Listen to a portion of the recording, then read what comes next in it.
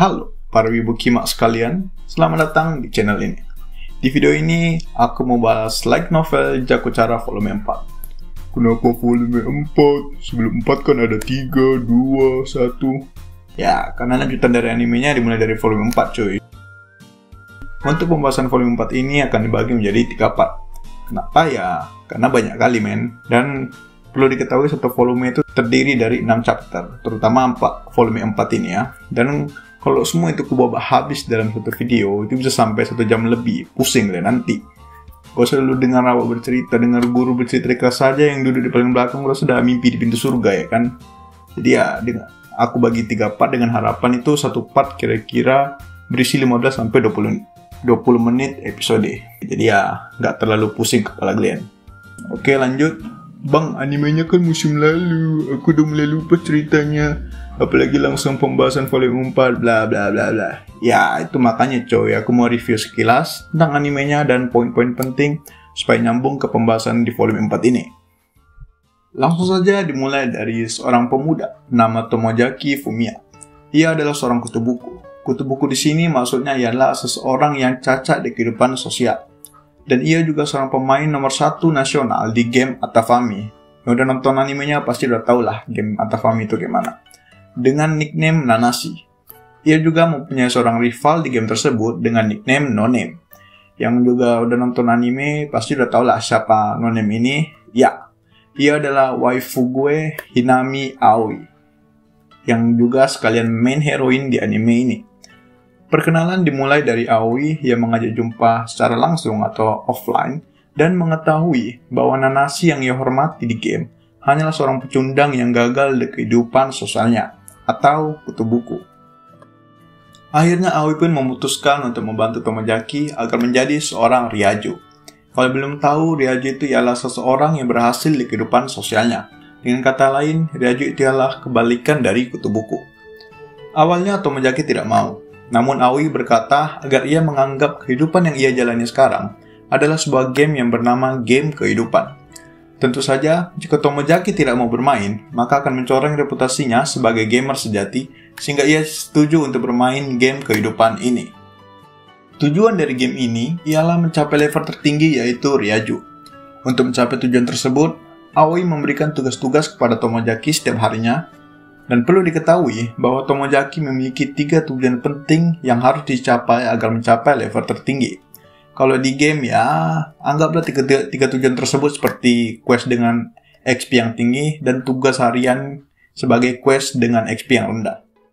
3 tujuan yang kumaksud tadi, yang pertama ialah tujuan kecil, yaitu mendapatkan perhatian dari pihak ketiga, entah itu keluarga atau teman, bahwa ada peningkatan karakter pada dirinya. Yang kedua, tujuan menengah, yaitu memiliki pacar sebelum naik ke kelas 3 SMA. Yang terakhir ialah tujuan akhir, yaitu menjadi seorang Ryaju. Di animenya sendiri, Tomojaki baru menyelesaikan tujuan kecilnya, yaitu mendapatkan respon dari adiknya bahwa sudah ada perubahan pada diri Tomojaki. Tomojaki juga sudah mulai berteman dengan para Ryaju lainnya, seperti Suji, Takahiro, dan Takei. Perlu diketahui beberapa karakter penting di anime ini yang nantinya akan muncul di pembahasan volume 4. Ya, sengaja aku munculin karakternya lagi, siapa tahu ada yang udah lupa, atau mungkin tahu wajahnya tapi nggak tahu namanya. Yang kurang BA apalagi aku. Oke. Nah, karakter penting yang pertama ialah Hinami Aoi. Ya, of course cuy, main hero ini. Yang kedua ialah Nanami Minami, aka Mimimi. Satu klub lari dengan Aoi. Yang ketiga, Natsubayashi Hanabi, aka Tama. Ya, yang lupa tahulah adegan leceh. Kemudian yang keempat, Izumi Ryuju. Duduk di sebelah kanan Tomojaki dan memiliki perasaan kepada Suji. Yang kelima, Kikuchi Fuka. Nah, buat kalian yang udah dapat spoiler entah dari fanspage atau manapun itu, yang nantinya Tomojaki akan berpacaran sama Fuka, sabar coy.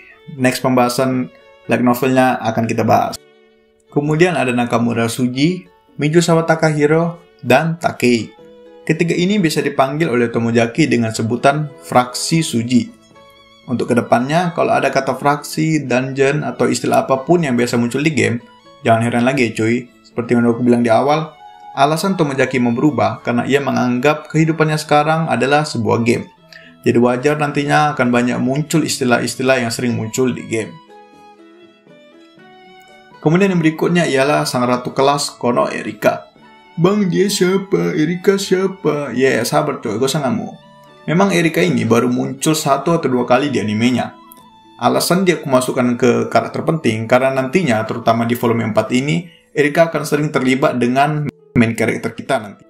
Itulah beberapa karakter penting di anime ini yang akan terlibat dengan main karakter nantinya. Di episode terakhir animenya, kalau kalian ingat itu, Tomojaki sedang bertengkar dengan Aoi, dikarenakan ada perbedaan pendapat antara mereka. Nah, bagi yang otaknya nggak sanggup mengikuti alurnya, dan bingung mereka bertengkar karena masalahnya apa, nanti sekalian aku jelaskan di pembahasan volume 4-nya. Nah, dan di akhir animenya ditunjukkan scene Tomojaki yang mulai part-time, atau pekerja paruh waktu. Tentunya itu juga salah satu misi yang diberikan Aoi. Finally, kita masuk ke main dish. Main topik maksudnya. Seperti yang kubilang sebelumnya, volume 4 ini terbagi menjadi 6 chapter.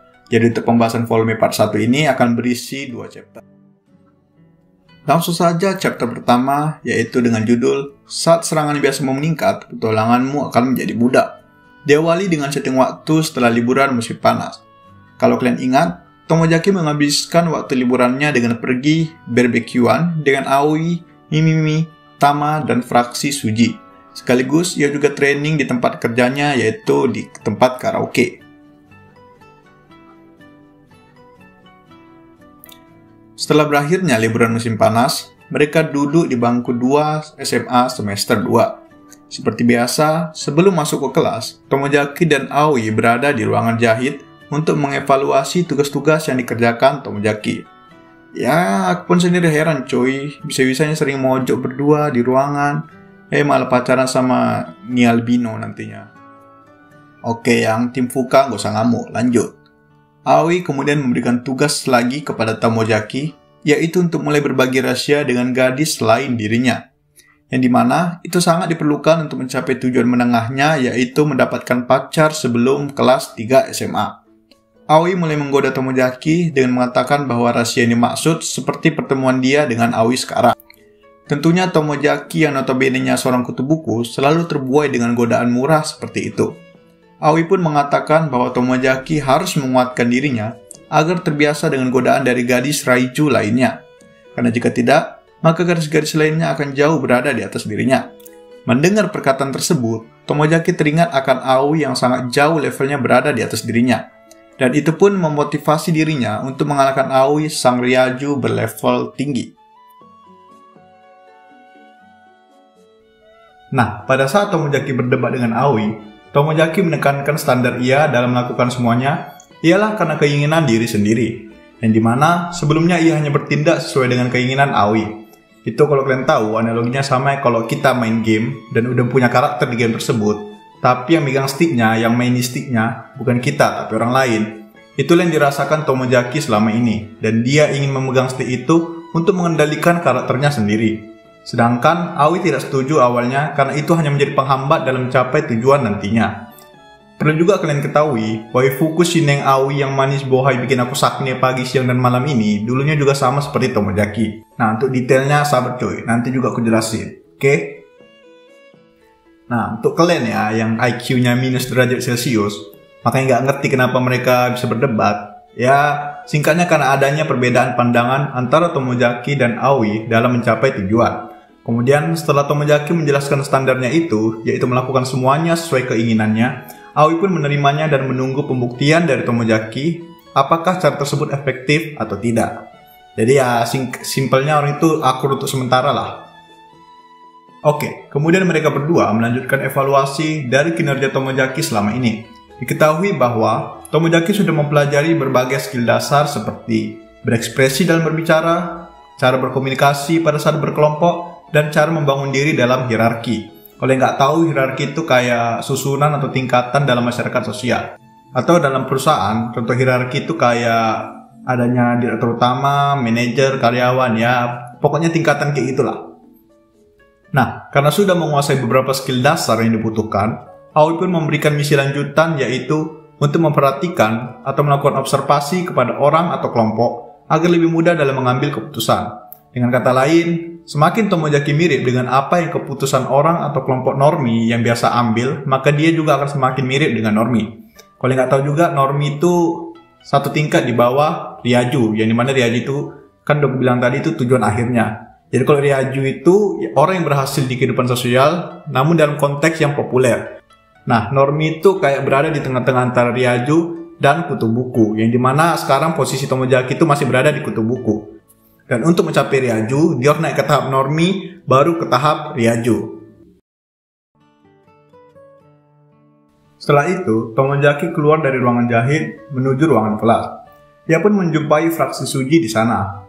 Biarpun Tomojaki sudah pernah melakukan pesta barbekyuan bersama dengan mereka, namun Tomojaki masih ragu-ragu untuk bergabung dengan mereka. Dikarenakan ia masih menganggap dirinya sebagai karakter yang berlevel rendah. Setelah itu jam pelajaran pertama pun dimulai. Kawamura Sensei membahas turnamen olahraga yang akan diselenggarakan 3 minggu lagi. Dan dari setiap kelas harus ada perwakilan 2 kapten yang mewakili putra dan putri. Takei dari fraksi Suji dengan cepat langsung mengajukan diri dan langsung menunjuk Aoi sebagai kapten untuk mewakili putri. Namun Aoi menolak karena semester ini ia sudah menjabat sebagai ketua OSIS. Nah, buat kalian yang bingung kenapa Aoi tiba-tiba jadi ketua OSIS, ya, berarti kan belum nonton animenya. Karena di animenya itu Aoi dan Mimimi itu bersaing untuk menjadi ketua OSIS. Sampai beberapa saat, tidak ada satupun dari pihak putri yang ingin mengajukan diri. Kemudian, Erika sang ratu kelas tiba-tiba menunjuk Yuju untuk menjadi kapten seperti tahun lalu. Nah, inilah alasannya kenapa kemasukan si Erika menjadi karakter penting. Karena ya di volume 4 ini, Erika cukup banyak terlibat dengan main karakter kita nantinya. Kemudian, Yuju ialah tipe orang yang tidak bisa menolak suasana hatinya. Seperti biasa, Erika sangat pandai dalam memanipulasi suasana hati seseorang agar menuruti perintahnya. Namun, untuk pertama kalinya, Yuju berani melawan suasana hatinya dan memberanikan diri mengatakan tidak. Ia juga sangat ingin dirinya untuk berubah. Erika yang mendengar hal itu hanya bisa terdiam dan berkata, "Oh, iya mete." Yes. Oh my god. Ya, nggak gitu juga sih. Oke, lanjut. Karena usulannya ditolak, si biadab Erika ini kembali menunjuk seseorang. Seperti yang aku bilang tadi, Erika Kono ini sangat pandai dalam memanipulasi suasana hati seseorang. Ya, bisalah kita anggap itu sebagai skill khusus hanya milik Erika. Ia pun menunjuk Hirabayashi, seorang gadis pendiam berambut hitam dengan poni tebal. Namun, agar Hirabayashi tidak dapat menolak, seperti kasus Yuju tadi, Erika memanipulasi suasana kelas sehingga tercipta hierarki antara dirinya dan Hirabayashi. Maksudnya ialah, Erika pandai dalam memanfaatkan suasana sehingga murid-murid lain mengetahui hierarkinya. Hierarki maksudnya ialah kedudukan, seperti yang aku bilang tadi. Karena murid-murid lain tahu bahwa kedudukan Erika sudah lebih tinggi daripada Hirabayashi, maka Erika bisa dengan seenaknya menyuruh orang yang dibawanya, dan orang itu adalah Hirabayashi. Karena Hirabayashi berada di posisi bawah hierarki, maka ia susah menolak perkataan Erika yang berada di puncak. Karena pandai dalam mengendalikan suasana kelas tadi, Hirabayashi pun terpaksa mengajukan diri menjadi kapten untuk mewakili pihak putri. Walah, memanglah si rambut blonde-blonde ini gak ada yang biar suka tengok. Untung waifuku si Aoi. Nah, Tomojaki pun mengamati situasi yang terjadi di depan matanya tersebut. Ya iyalah Kima, orang mereka sekelas.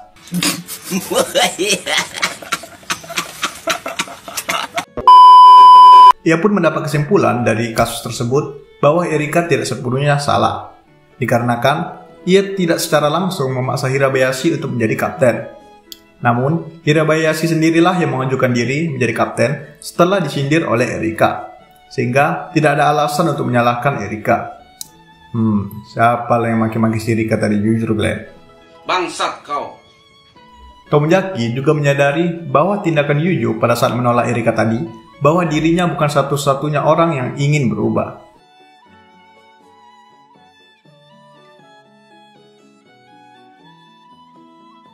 Kemudian, waktu sudah menunjukkan pulang sekolah. Tomojaki pergi bersama-sama dengan fraksi Suji ke game center. Secara perlahan, Tomojaki sudah mulai masuk ke circle fraksi Suji. Setelah kurang lebih bermain hampir 5 jam, mereka pun memutuskan untuk makan di restoran sebelum pulang. Namun, hanya Sujilah yang ingin tinggal lebih lama lagi. Takahiro dan Takei langsung tahu mengapa Suji bertingkah aneh. Takahiro mengatakan bahwa Suji bertengkar lagi dengan ibunya.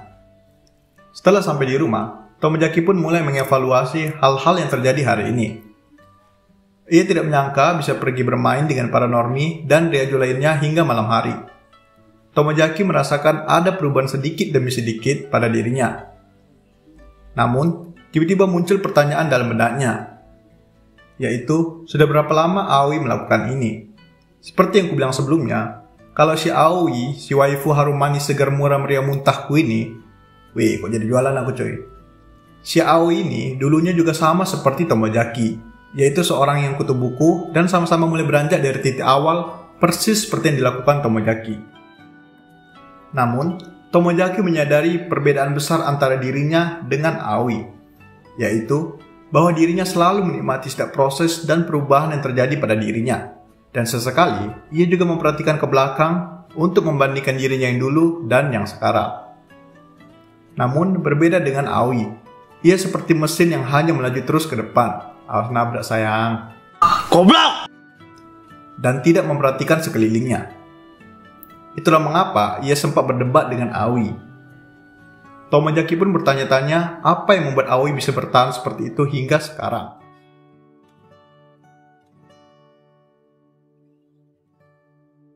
Oke, sekarang kita masuk ke chapter 2 dengan judul Game Terbaik Membuat Pengintaian Menjadi Menyenangkan. Seperti biasa, diawali dengan pertemuan rutin Tomozaki dengan Aoi di ruangan jahit untuk mengevaluasi kinerja Tomozaki. Mojok kalian terus. Tomozaki menceritakan hal yang sudah dilakukannya mulai dari pergi ke game center dengan fraksi Suji dan mengamati skill suasana hati milik Erika. Selain itu, Tomozaki juga mulai berinisiatif untuk meminta tugas hariannya dengan Aoi, yang dimana sebelumnya Aoi lah yang selalu duluan membahas soal tugasnya. Kemudian, Aoi pun memberikan tugas kepada Tomozaki, yaitu pelatihan khusus tentang suasana hati. Tujuan dari pelatihan ini ialah untuk memperluas haknya dan perlahan-lahan meningkatkan hierarki. Hak di sini maksudnya ialah hak seseorang untuk mengambil kendali dalam sebuah grup atau kelompok, ataupun mempengaruhi tindakan orang lain. Next, tugas pelatihan khusus yang dimaksud oleh Aoi ialah untuk membuat kelompok Erika termotivasi untuk berpartisipasi di turnamen. Dikarenakan Erika juga mempunyai kemampuan untuk mengendalikan suasana hati, maka tugas ini akan sangat cocok yang dimana Tomozaki pasti akan melalui trial and error yang lebih kompleks karena langsung berhadapan dengan bos yang memiliki skill suasana hati yang hebat. Setelah selesai mojok di ruangan jahit, Tomozaki pun pergi menuju kelas. Seperti biasa, evaluasi dengan Aoi selalu dilakukan sebelum pelajaran pertama dimulai. Sesampainya di kelas, ia bertemu dengan fraksi Suji namun tidak dengan Sujinya, yakni hanya Takahiro dan Takei. Diketahui bahwa Suji tidak masuk sekolah karena masih ngambek setelah bertengkar dengan ibunya. Walah, bocil. Tolol gitu. Jadi tolol banget. Sifat kekanak-kanakan Suji tersebut sudah diketahui oleh Takei dan Takahiro. Kemudian, keesokan harinya pada hari Sabtu, Tomozaki sudah mulai bekerja di tempat kerjanya yaitu tempat karaoke, yang dimana Takahiro juga bekerja di sana. Setelah melewati masa training selama liburan musim panas, ini adalah hari pertama ia bekerja. Tomozaki langsung menggunakan seragam kerja dan mulai bersiap-siap. Tak lama kemudian, datanglah seorang wanita bernama Sugumi Narita. Ia merupakan senior di tempat kerjanya dan 1 tahun lebih muda darinya. Narita biasa dipanggil Gumi di tempat kerjanya. Setelah beberapa jam bekerja, tiba saatnya jam istirahat. Tomozaki langsung memasuki salah satu ruangan karaoke untuk beristirahat. Tak lama kemudian, Gumi datang dan bergabung untuk rebahan bersamanya. Rebahan maksudnya istirahat ya cuy. Jangan mesem-mesem otak kalian. Puasa boy. Enak aja. Dia nggak puasa. Lupa goblok. Gumi merupakan tipe orang yang tidak suka bekerja keras demi uang. Hal ini kemudian dibalas Tomozaki dengan mengatakan bahwa hidup menjadi lebih menyenangkan bila kita mengerahkan segenap hati atas apa yang kita lakukan. Dari percakapan tersebut, Tomozaki menyadari bahwa Gumi tipe orang yang apatis, sehingga tidak akan tertarik dengan turnamen olahraga maupun festival sekolah persis seperti Erika. Dengan kata lain, mereka sama-sama apatis. Hal itu pun memberikan Tomojaki ide untuk menganggap Gumi sebagai Erika sementara dikarenakan sifatnya yang sedikit mirip dan menggali informasi darinya. Gumi pun mengutarakan pendapatnya mengapa ia mau bekerja, padahal ia sendiri tipe orang yang apatis dan tidak mau bekerja keras. Kuncinya ialah kinerja biaya, yaitu biarpun seorang apatis diharuskan untuk bekerja, maka mereka akan memilih pekerjaan yang sedikit usaha, namun bisa memberikan hasil yang terbaik. Dengan kata lain, agar Erika termotivasi untuk mengikuti turnamen olahraga, ia harus mendapat imbalan atas usahanya dari turnamen tersebut, namun dengan mengandalkan sedikit usaha. Itulah kesimpulan yang didapat Tomojaki dari sudut pandang Gumi sebagai seorang apatis. Namun, informasi itu juga belum cukup untuk melawan sang bos dungeon, Mbak Erika. Kemudian, setelah pulang bekerja, Tomojaki pergi ke stasiun untuk menemui Fuka. Mereka bertemu di stasiun dikarenakan tempat kerja Fuka juga dekat stasiun, dan jam pulang kerja mereka juga sama. Mereka pun pergi ke kafe khas barat yang direkomendasikan oleh Aoi. Tak peduli siapa orangnya, Tomojaki juga menggali informasi dari Fuka mengenai bos dungeon Erika. Ia menganggap Fuka sebagai seorang elf yang tinggal di tengah hutan yang cukup mengetahui bagaimana cara mengalahkan bos dungeon. Fuka kemudian memberikan pendapatnya tentang Erika. Ia menganggap Erika adalah tipe orang yang tidak ingin diremehkan. Tomojaki setuju dengan hal itu, mengingat dia orang yang sangat memperhatikan penampilan dirinya. Menurutnya, Erika akan selalu melindungi dirinya agar tidak berada di hierarki yang bawah. Fuka pun mengatakan alasan Erika bertingkah seperti itu terhadap turnamen karena Erika menganggap tidak terdapat hierarki di sana, yang dimana sekalipun dia tidak juara di turnamen tersebut, maka dia tidak akan diremehkan. Nah, Tomojaki pun mulai menghubungkan informasi yang diterima mulai dari Yuju, Gumi, dan Fuka. Ia pun menyimpulkan bahwa Erika tidak ingin dipandang rendah, dan ia berusaha mewujudkan keinginan tersebut hanya dengan sedikit usaha. Jika dihubungkan dengan alasan Erika tidak ingin mengikuti turnamen olahraga, ialah karena Erika sudah memanipulasi suasana hati sehingga ia dapat terhindar dari usaha apapun dalam turnamen tersebut dan tidak kehilangan muka. Dengan kata lain, untuk menjatuhkan Erika, maka Tomojaki harus membuat Erika berpikir bahwa ia akan kehilangan muka jika kelas mereka kalah dalam turnamen.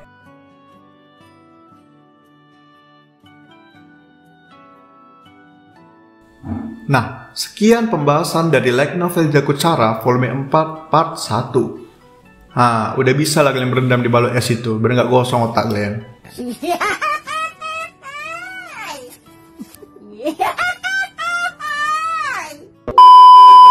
Menurutku pribadi, 2 chapter pada volume ini fokus untuk pelatihan suasana hati dan bagaimana cara mengalahkan Erika.